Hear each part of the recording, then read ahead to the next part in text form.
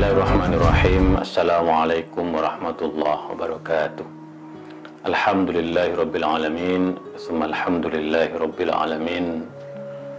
Assalatu wassalamu ala asyrafil anbiya'i wal mursalin Sayyidina wa habibina wa syafi'ina wa maulana Muhammadin wa ala alihi tayyibin wa sahbihi muntajabin wa tabi'ina lahum bi ihsanin ila yaumiddin. Sahabat Islam Ramah, kita akan lanjutkan ngaji akhlak Rasulullah Sallallahu Alaihi Wasallam. Akhlak yang akan menjadi perisai hidup kita sebagai umat Rasulullah. Karena bagaimanapun dalam mengarungi kehidupan ini, kita membutuhkan keteladanan yang akan menjadikan kepribadian kita lebih matang, lebih siap untuk menghadapi berbagai tantangan, hambatan, bahkan cobaan yang selalu datang bertubi-tubi.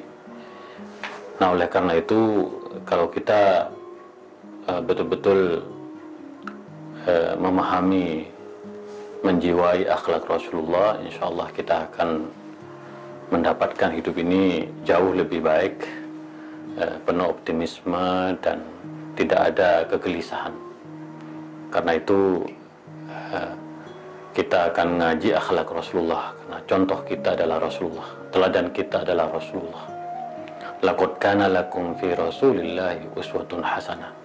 Sungguhnya dalam diri Rasulullah terdapat keteladanan yang amat mulia. Nah, sahabat Islam Ramah, salah satu akhlak Rasulullah yang perlu kita teladani yaitu bagaimana Rasulullah menahan amarah. Karena bagaimanapun kita akan dihadapkan pada situasi-situasi yang kadang-kala memancing amarah kita. Nah, kalau kita tidak bisa mengontrol amarah, maka yang akan terjadi adalah percekcokan, permusuhan, bahkan konflik yang berkepanjangan.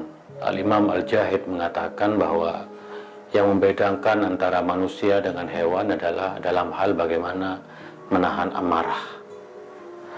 Nah, hewan tentu adalah makhluk yang kurang mampu menahan amarah. Sementara kita manusia mempunyai hati nurani, akal budi, sejatinya kita bisa menahan amarah. Maka junjungan kita, teladan kita adalah Nabi Muhammad Sallallahu Alaihi Wasallam yang diperintahkan oleh Allah untuk senantiasa bersikap lemah lembut dan menahan amarah. Di dalam Al-Quran disebutkan Bismillahirrahmanirrahim, fabima rahmatin minallahi lintalahum walau kunta faddan walidal qalbi lam faddu min hawlik.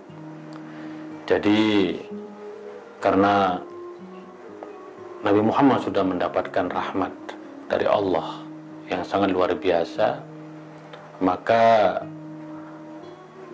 Allah meminta kepada Nabi Muhammad agar bersikap lemah lembut. Sebab kalau Rasulullah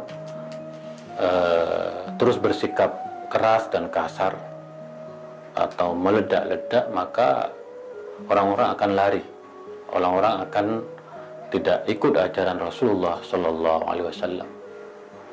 Maka dari itu Rasulullah senantiasa mengedepankan akhlak menahan amarah ini. Kita seringkali mendengarkan kisah-kisah dan cerita bagaimana Rasulullah terus mengedepankan satu sikap lemah lembut, keramah tamahan, penuh simpati dan persaudaraan. Ketika orang-orang Yahudi berpapasan dengan Rasulullah, orang Yahudi berkata, "Assalamualaikum ya Muhammad." Laknat bagi kamu wahai Muhammad. Lalu Siti Aisyah membalas, "Assalamualaikum." Laknat bagi kamu juga wahai Yahudi.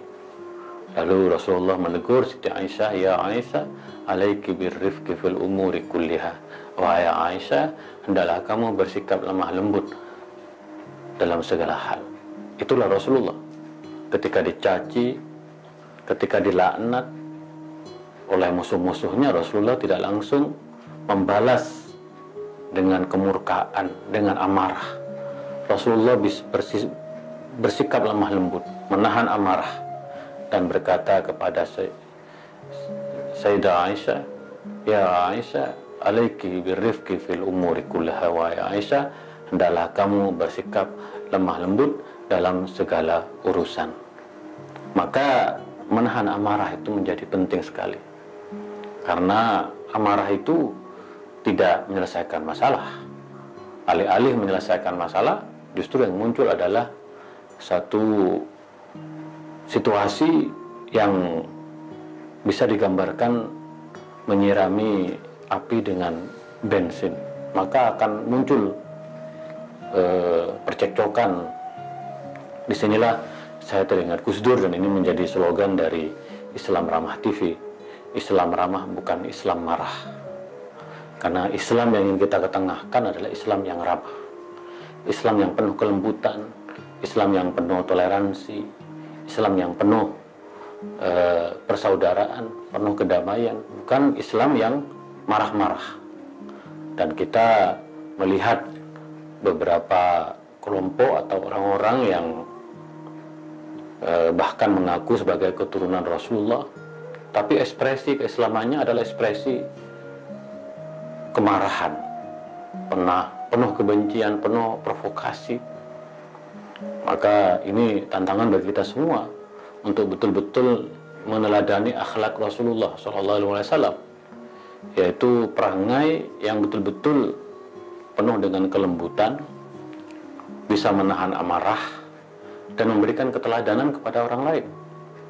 Karena kata Rasulullah, laisa syadidu bisur'ati, walakin asyadid may yamliku nafsahu indal ghadab. Orang yang kuat itu bukan karena badannya kekar, bukan karena bisa mengalahkan orang lain dalam sebuah pertandingan. Orang yang kuat itu adalah orang yang bisa menguasai dirinya, terutama ketika marah. Ketika kita hendak marah, mari kita tahan. Supaya apa? Supaya tidak terjadi perpecahan antara kita dengan orang lain. Maka Rasulullah ditanya oleh para sahabat, "Ya Rasulullah, saya ingin meminta nasihat kepadamu, wahai Rasulullah." Rasulullah menjawab, "La taudab." Ditanya apalagi pesannya Rasulullah, "La taudab, jangan marah. La taudab, jangan marah. La taudab, jangan marah." Nah, Rasulullah mengajak kita untuk menahan amarah sebisa mungkin. Karena menahan amarah merupakan akhlak yang mulia, yang menunjukkan kekuatan kita. Sekali lagi, yang membedakan antara kita dengan hewan adalah bagaimana kita mampu menahan amarah. Bahkan dalam hadis lain disebutkan, la taudab falakal jannah. Jangan marah, maka bagimu adalah surga. Bayangkan, janji Rasulullah SAW bagi kita yang bisa menahan amarah adalah surga.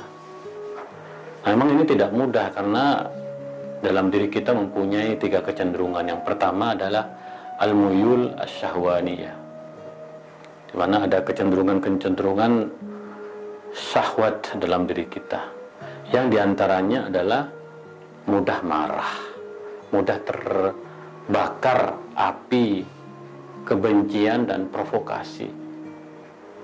Maka kita melihat, ya, ini satu pemandangan di mana ada orang yang ketika naik mimbar adalah ekspresi kemarahan.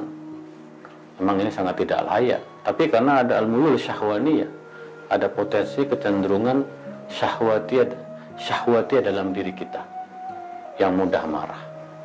Maka dari itu kita harus betul-betul mengendalikan marah, menahan amarah ini. Yang kedua ada al-muyul at-tasallutiyah, potensi atau kecenderungan untuk menguasai orang lain, terutama dalam ranah politik. Ada mereka yang ingin menjadi penguasa, ada mereka yang ingin menjadi raja, bahkan ingin menjadi pemilik kebenaran.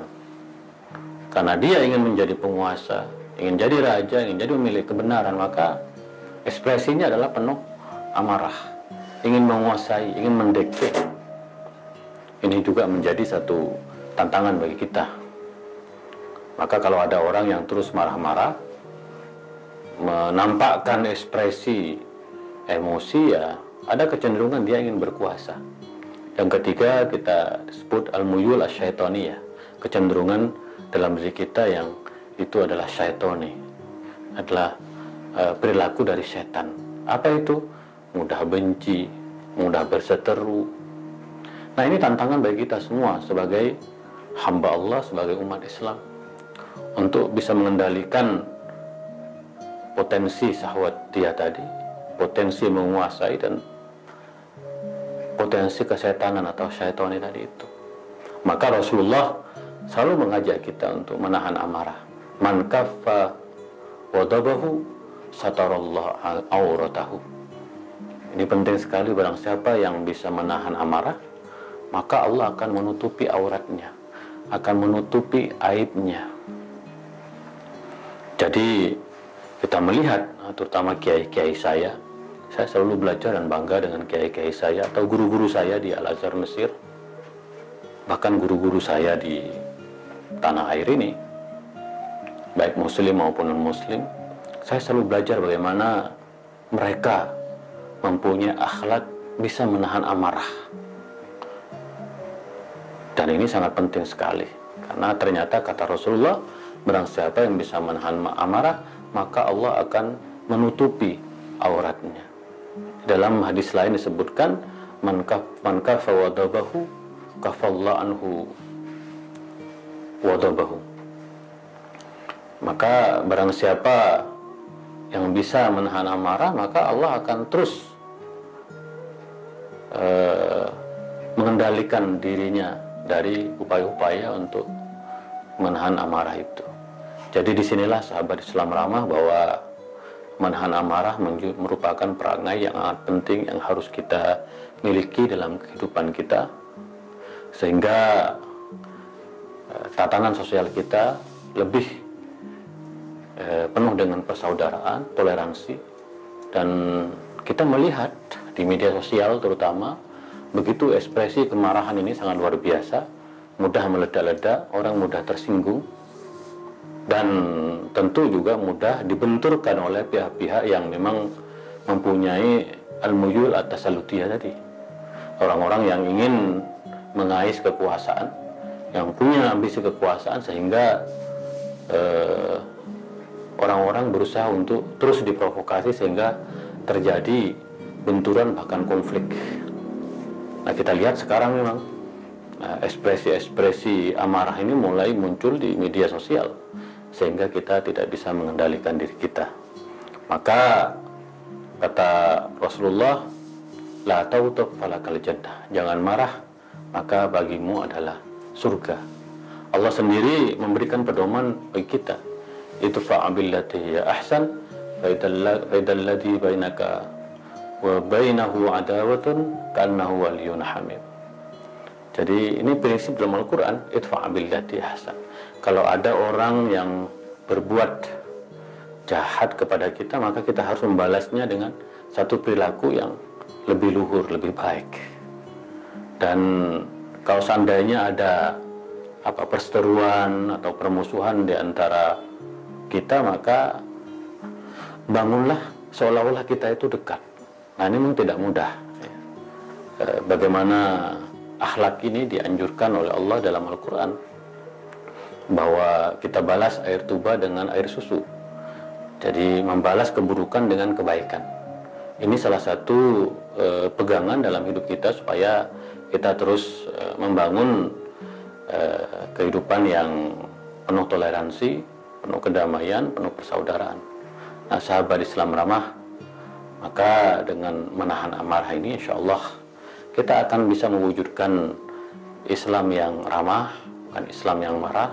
Kita akan bisa mewujudkan satu masyarakat yang penuh toleransi dan keharmonisan. Dan kita berharap negara kita Indonesia ini betul-betul dibangun di atas keramah tamahan, bukan di atas kemarahan. Itulah kira-kira akhlak Rasulullah tentang pentingnya menahan amarah, Mudah-mudahan kita selalu mengikuti keteladanan Rasulullah SAW. Kita akan sambung esok hari, kurang lebihnya mohon maaf. Wa ma taufiqi illa billah, alaihi tawakkaltu wa ilaihi unib, wallahul muwaffiq ila aqwamit thoriq. Assalamualaikum warahmatullahi wabarakatuh.